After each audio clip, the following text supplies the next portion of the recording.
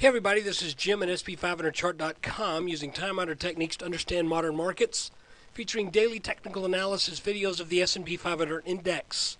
Before we take a look at today's chart on September 6th, 2012, I just need to remind you, as always, that the website and the video are for educational purposes only. Nothing stated at the site or in the video is intended to be used as investment advice. I can draw lines on charts, but you have to draw your own conclusions from your own research, and you need to make investment decisions that are suitable for your personal financial situation. I'm not a licensed financial professional, just a guy that draws lines on charts, and what an interesting day. I'd like to tell you that I saw this move coming today. Well, I really would like to be able to tell you that, but the fact of the matter is, no, I did not. And it does not come as a terrible surprise, and the reason I say that is that we never broke that neckline down here. It was at about 1398. We toyed around with it for a bit, but remember, you don't call anything a pattern of any type until you get a confirmation. And we never did get a confirmation. We kept on bouncing at that 1398 level.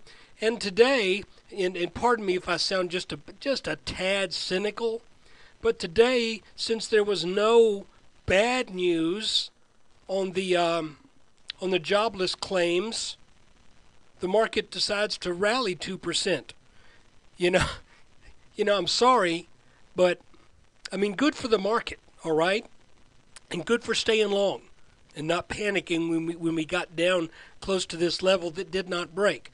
But you know, when the market rallies on the lack of bad news, I think that's kind of, I don't know, maybe it's a sign of the times or something like that.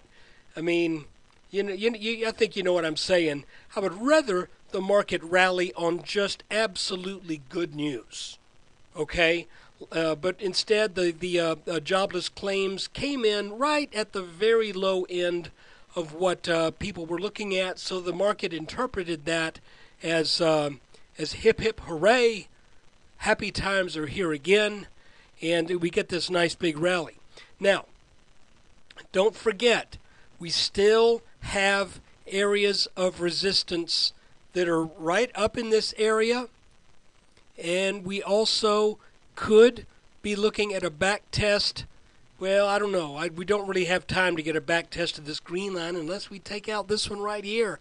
This brown line right that I'm highlighting right now on the chart has a fairly interesting history.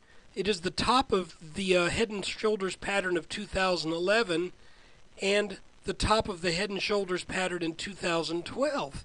And since those were pretty major tops, I would be a little bit surprised. Not thoroughly surprised, but I'd be a little bit surprised to see this market take this out, at least with ease. I don't think that will happen. So instead, what I think we may be looking at here is some resistance right up in the. Let me get my little thing here. Come to daddy. Right up in around 1435 or so, and if that gets taken out, then we could get a move up to the 1440s. And if it's just absolute bonkers, and we take that out, then you're looking at a potential back test on this green line, which would be, by the time it got there, would be about 25 points higher than where we are now, if that move were made fairly quickly. Now, I still think we need to keep this line down here in mind, because what do we have? 1, 2, 3, 4, 5, 6 touches at 1398. If this market were to come back down and take that out, then it's possible that we may be setting up something of a complex pattern with this as support. And if that support were to give way, then maybe our call of considering this as being a neckline is not a bad one. But right now, there's some resistance just above where we closed today. There's also resistance, what I think should be resistance, around 1446.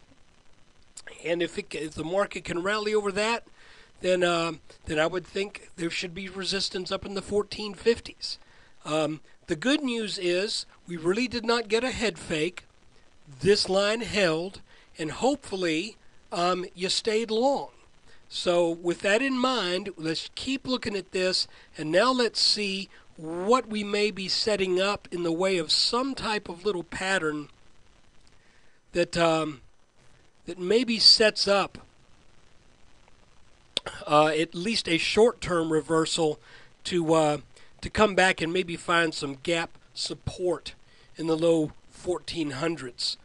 You don't always get it, but I think if the market does come down and we get down to this level here, there probably should be a bounce around 1404, 1405, something like that. But really, this gap up today, hey, caught me by surprise. And if you'll remember, we were talking about the possibility of this being an inverted head and shoulders pattern.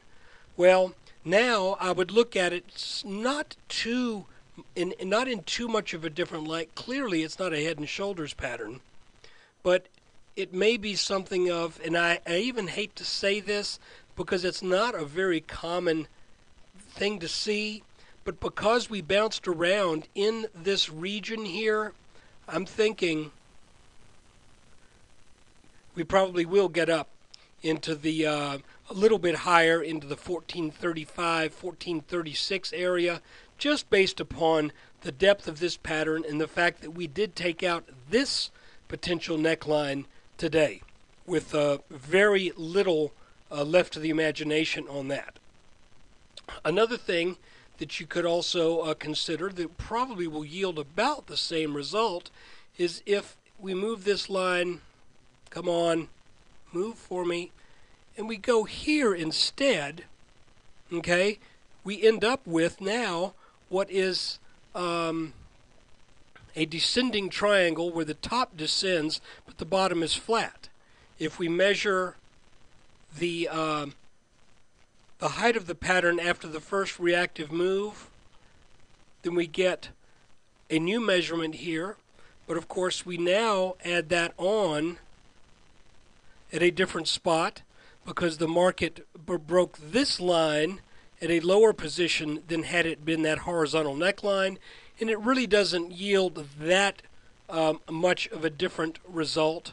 So it is possible that we get a little bit more strength up here, but either way you look at these patterns, they've come very close, either one, at meeting the minimum expected distance after the breakout, whether you're looking at this triangle pattern or if you're looking at a,